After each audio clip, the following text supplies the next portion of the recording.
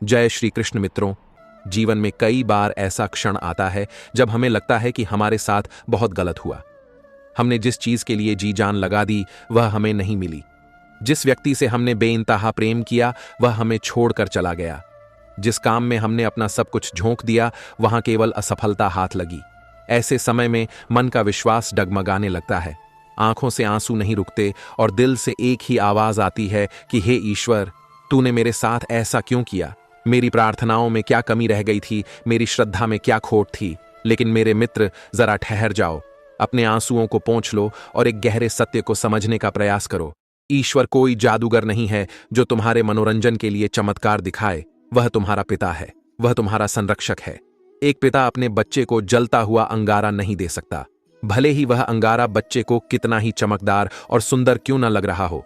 बच्चा रोएगा, चिल्लाएगा, पैर पटकेगा, लेकिन पिता उसकी नादानी पर पिघलेगा नहीं, क्योंकि पिता जानता है कि वह चमकता हुआ अंगारा बच्चे के हाथ जला देगा। ठीक उसी प्रकार तुम भी उस परम पिता के सामने बच्चे की भांति मचल रहे हो। तुम वह मांग रहे हो जो अंततः तुम्हें जला देगा, तुम्हें नष्ट कर देगा। ईश्वर द्वारा तुम्हारी प्रार्थना को अस्वीकार करना उसकी कठोरता नहीं है, बल्कि यह उसकी सबसे बड़ी करुणा है। उसने तुम्हें वह नहीं दिया जो तुम चाहते थे, क्योंकि वह तुम्हें किसी बड़ी दुर्घटना से बचाना चाहता था। कभी कभी जिसे हम अपना सबसे बड़ा नुकसान समझते हैं, वह वास्तव में ईश्वर द्वारा दी गई सबसे बड़ी सुरक्षा होती है। हो सकता है कि जिस नौकरी के लिए तुम रो रहे हो वह तुम्हें मानसिक तनाव और अवसाद की ओर ले जाती। हो सकता है कि जिस रिश्ते के टूटने पर तुम विलाप कर रहे हो वह रिश्ता आगे चलकर तुम्हारे जीवन को नरक बना देता। हमारी दृष्टि बहुत सीमित है, हम केवल उतना ही देख पाते हैं जितना हमारी दीवार के इस पार है, लेकिन ईश्वर दीवार के उस पार भी देख रहा है। वह तुम्हारे आने वाले कल को जानता है। वह जानता है कि कौन सा रास्ता तुम्हें खाई में गिराएगा और कौन सा रास्ता तुम्हें शिखर पर ले जाएगा। इसलिए जब वह तुम्हारा रास्ता बदलता है, जब वह तुम्हारे सामने का दरवाजा बंद करता है, तो निराश मत हो। समझ लो कि उस रास्ते पर आगे खतरा था। बंद दरवाजा इस बात का संकेत है कि तुम्हें दिशा बदलने की आवश्यकता है, रुकने की नहीं। हम अक्सर अपनी हथेलियों को फैलाकर ईश्वर से वह मांगते हैं जो हमें प्रिय होता है, लेकिन ईश्वर हमें वह देता है जो हमारे लिए श्रेयस्कर होता है। प्रिय और श्रेयस्कर के बीच का यह संघर्ष ही हमारे जीवन का सबसे बड़ा द्वंद्व है। जब हमारी मनचाही मुराद पूरी नहीं होती तो हम टूट जाते हैं। हम ईश्वर के न्याय पर प्रश्न उठाने लगते हैं, लेकिन हम यह भूल जाते हैं कि हम केवल आज का पृष्ठ देख रहे हैं, जबकि वह पूरी पुस्तक पढ़ चुका है। श्री कृष्ण ने अर्जुन से यही तो कहा था, अर्जुन, तुम केवल वही देख रहे हो जो तुम्हारी मोह से भरी आंखें देखना चाहती हैं, लेकिन मैं वह देख रहा हूं जो धर्म और सत्य के लिए आवश्यक है। अर्जुन युद्ध नहीं करना चाहता था, वह अपने प्रियजनों को खोने से डर रहा था।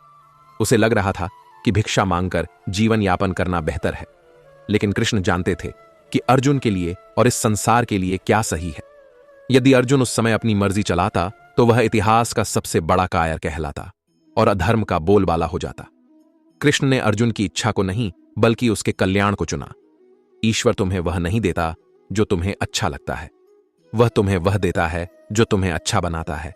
दवा कभी भी जीभ को अच्छी नहीं लगती, लेकिन वह शरीर के लिए सही होती है। जीवन के कड़वे अनुभव भी उस कड़वी दवा की तरह हैं जो तुम्हारी आत्मा को स्वस्थ करने के लिए जरूरी है। बिना संघर्ष के कोई भी महान नहीं बना, बिना चोट खाए पत्थर भी मूर्ति नहीं बनता।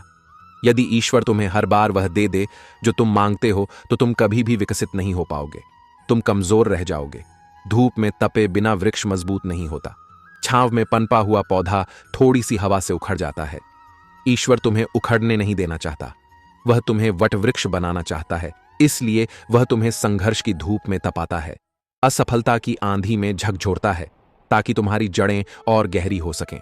जब तुम गिरते हो तो वह तुम्हें उठाने नहीं आता, बल्कि वह तुम्हें खुद उठने की शक्ति देता है ताकि तुम आत्मनिर्भर बन सको। यही उसका प्रेम है। उसका प्रेम तुम्हें अपंग बनाना नहीं बल्कि तुम्हें समर्थ बनाना है। हम अक्सर अपनी योजनाओं पर इतना अहंकार कर बैठते हैं कि हमें लगता है हमसे बेहतर कोई नहीं सोच सकता। हम अपने जीवन का नक्शा खुद बनाते हैं और जब वह नक्शा फेल हो जाता है तो हम ईश्वर को दोष देते हैं। लेकिन याद रखो, मनुष्य की योजनाएं बनती और बिगड़ती रहती हैं, लेकिन ईश्वर की योजना कभी गलत नहीं होती। ईश्वर ने अगर तुमसे कुछ छीना है तो यकीन मानो, वह तुम्हारी झोली को खुशियों से भरने वाला है। पुरानी और सड़ चुकी चीजों को हटाना ही नवनिर्माण की पहली शर्त है। जीवन में जो लोग तुम्हें छोड़कर गए उन्हें धन्यवाद दो, क्योंकि उनके जाने से ही सही लोगों के आने की जगह बनी है। जो अवसर तुम्हारे हाथ से निकल गए उनका शोक मत मनाओ, क्योंकि वे अवसर तुम्हारे लिए थे ही नहीं।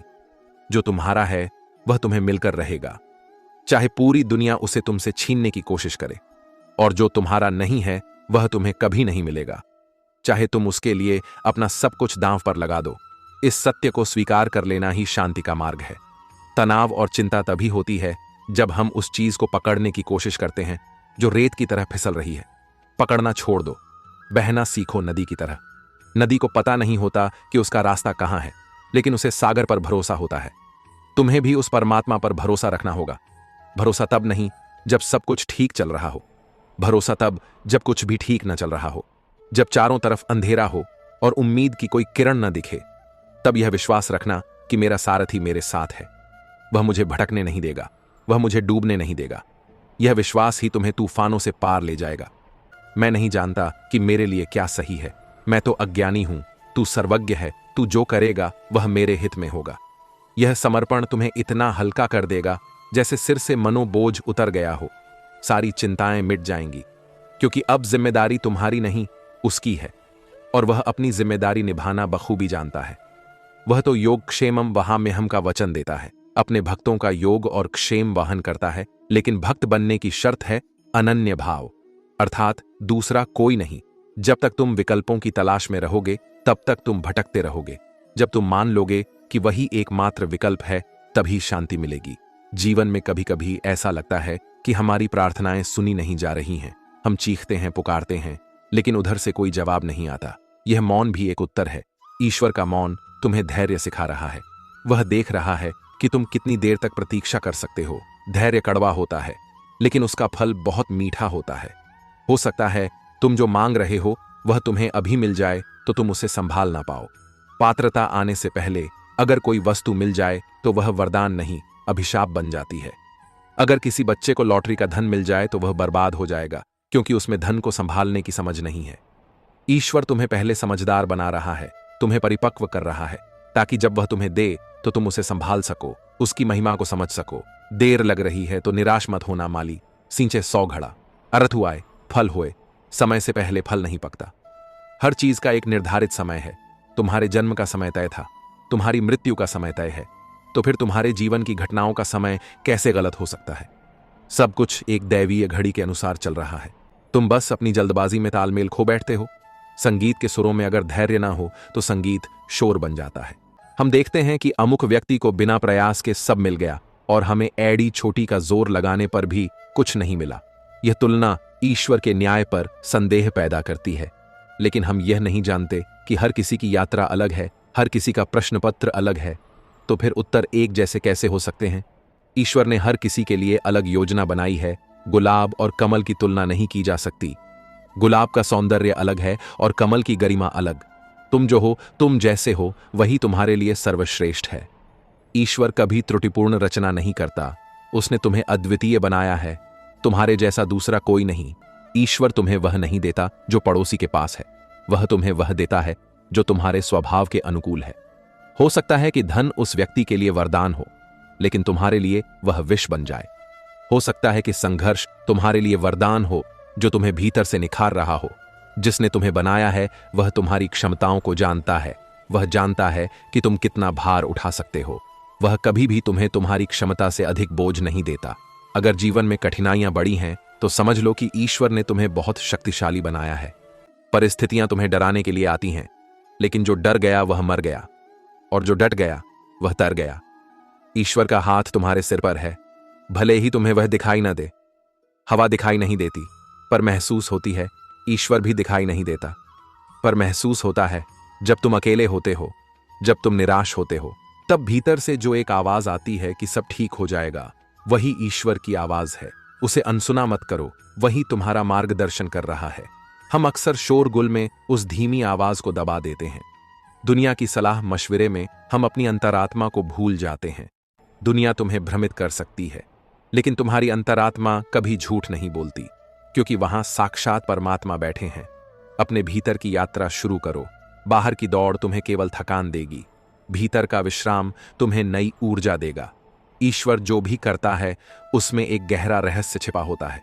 कभी कभी वह हमें तोड़ता है ताकि हम जुड़ना सीख सकें। कभी कभी वह हमें रुलाता है ताकि हम हंसने का मूल्य समझ सकें। अंधेरे के बिना तारे नहीं चमकते। दुख के बिना सुख का अनुभव अधूरा है। जीवन धूप और छांव का खेल है। दोनों को समान भाव से स्वीकार करो। जब सुख आए तो इतराओ मत, और जब दुख आए तो घबराओ मत। यह सब एक चक्र है जो घूमता रहता है। रुकना मृत्यु है और चलना जीवन है। ईश्वर तुम्हें चलायमान रखना चाहता है। नदी की तरह जो सागर से मिलने के लिए व्याकुल है, तुम्हारी आत्मा भी उस परमात्मा से मिलने के लिए व्याकुल है। संसार के सारे आकर्षण तुम्हें रोकने के प्रयास हैं, लेकिन तुम्हें रुकना नहीं है। तुम्हें अपनी मंजिल पर पहुंचना है, और तुम्हारी मंजिल कोई वस्तु नहीं बल्कि स्वयं ईश्वर है। जब तुम उसे पा लोगे तो सब कुछ पा लोगे। फिर किसी चीज की कमी नहीं रहेगी। पूर्णता का अनुभव होगा, तृप्ति का अनुभव होगा। यही मोक्ष है, यही जीवन का परम लक्ष्य है।